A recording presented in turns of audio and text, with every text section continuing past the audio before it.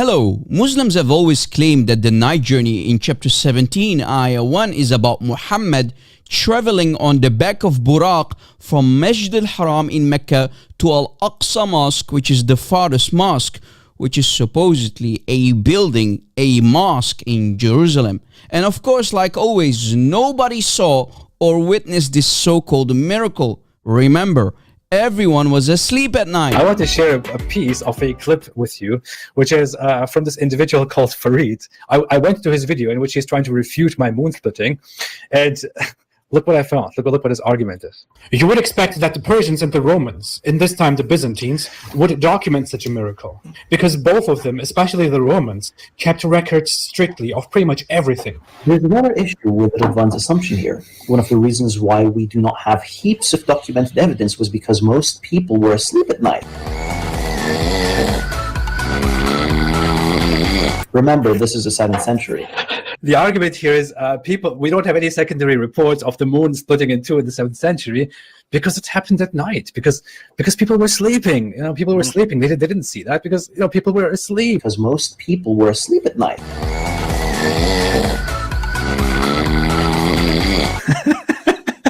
Am I the only one who thinks this is one of the most ridiculous things that I've ever heard? He's got a point. Most people would be asleep. I mean, come on, you can't deny that. People sleep at night. So let us jump on the back of Buraq like the Prophet of Islam and go through some important historical proofs and sources to refute and bury the Islamic narrative that is nothing but fabrication. First, Muhammad died in 632 AD, but Al-Aqsa Mosque, the building itself, was not finished being built until 705 AD by Caliph Abdul Malik's son Al-Walid.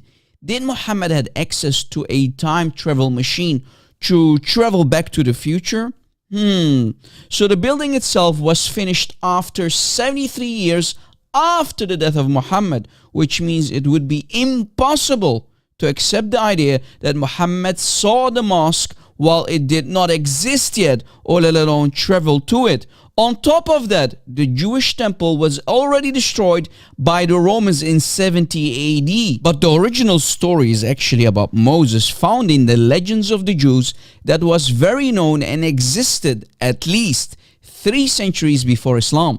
Chapter 17 of the Quran is directly plagiarized from the Legends of the Jews, which is a famous man-made legend about Prophet Moses and his ascension to the heavens.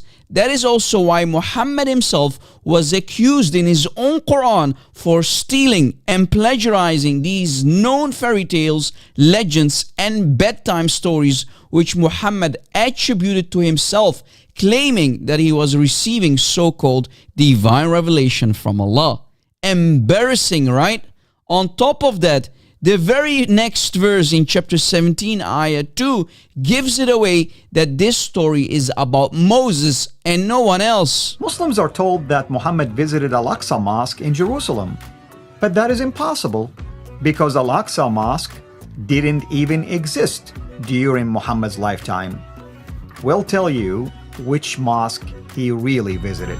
Did Muhammad really visit the Aqsa Mosque? Why are we bringing it up?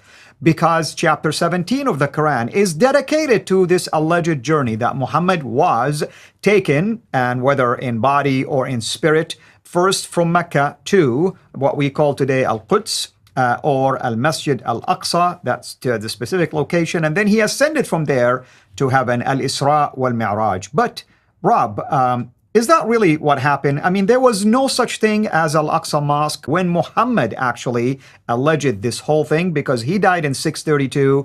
Historically speaking, Al-Aqsa Mosque, or at least the compound itself, was being built in 691, and the Dome of the Rock itself was finished by the son of that caliph, basically Abdul Malik. His son is the one that finished it after his death, the death of Abdul Malik in 705.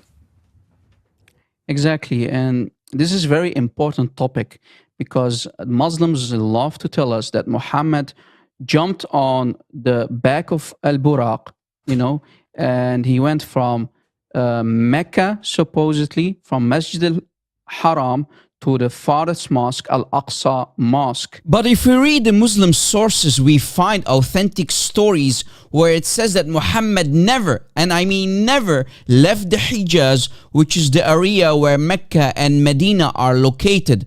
And of course, here is the proof from the Islamic books. Here is a book called Akhbar Mecca, a very famous book in the Sunni world, volume 5 by Muhammad bin Ishaq bin al-Abbas al-Fakihi. In this very book, we will see where actually the original Al-Aqsa Mosque was in the 7th century in the time of Muhammad. And we will prove to you that it's certainly not in Jerusalem, but actually very close area between Mecca and Medina. And here is the proof.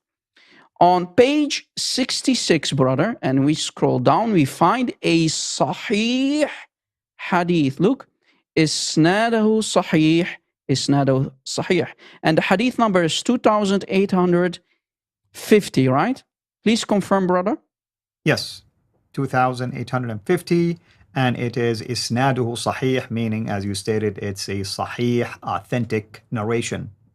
All right, if we go to that hadith here on top, we see the hadith number 2850. This is the hadith that we see on the screen. Maybe you want to read the hadith, brother, for us? Sure. I'm just going to start at the beginning. It says, Haddathana al-Zubayr ibn Abi Bakr, meaning the one who narrated to us was his name is al-Zubayr, the son of Abi Bakr.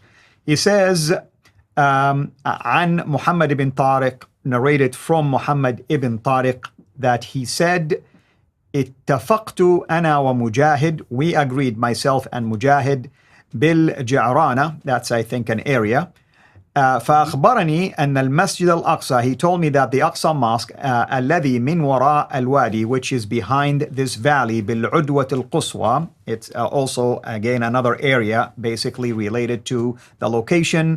مصلى النبي, meaning the place where Muhammad prayed, بالجعرانة, again the name of that area. So right there, that's the underlined part. Do you want me to keep reading?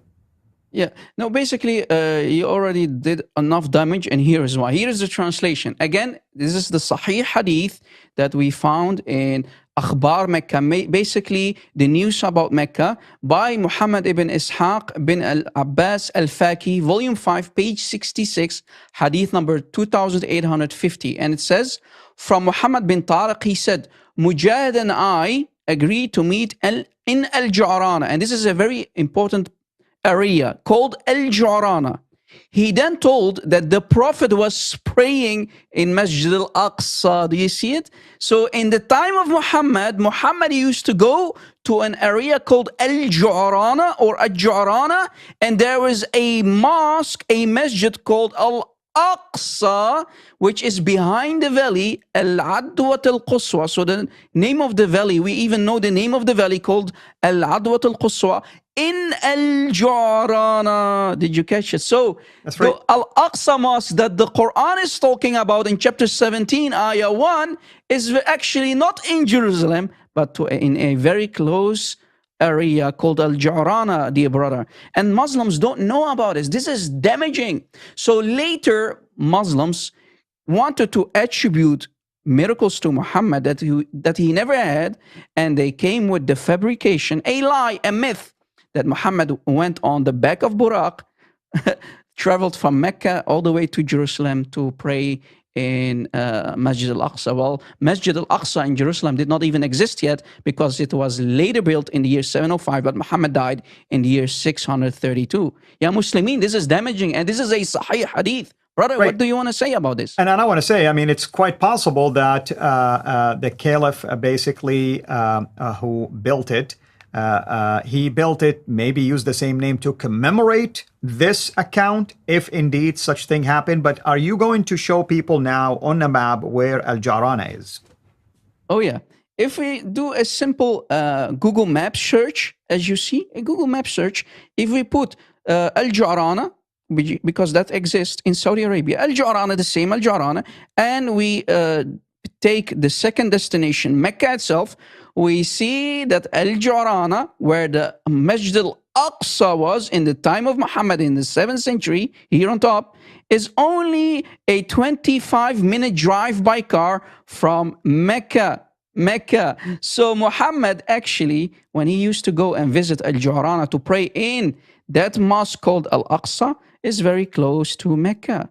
So Yeah, so Muhammad, it's an there's Uber nothing ride, called- yeah. basically. You take an Uber ride, and it doesn't even cost that much to go there. So maybe it was called that because meaning it's the other mosque, technically speaking. Exactly, because the closest one was in Mecca, and the farthest one that is, let's say if we let's say Muhammad used to travel by camel or maybe by feet. It's only a couple of hours, but Muhammad never ever. Listen carefully, my friends. Muhammad never ever went to Jerusalem. He did not see Jerusalem. Muslims much later wanted to give Muhammad a miracle which he never had. So Islam is nothing but lies built on top of lies on more lies. Please wake up, ya Muslimin. We do not hate you, but we want to share the truth with you. What your Muslim books are saying. Your Muslim books are saying that Al-Ju'rana was really close to Mecca, certainly not in Jerusalem. Amen, brother. And again, I mean, I can see Muhammad maybe having a dream about that location.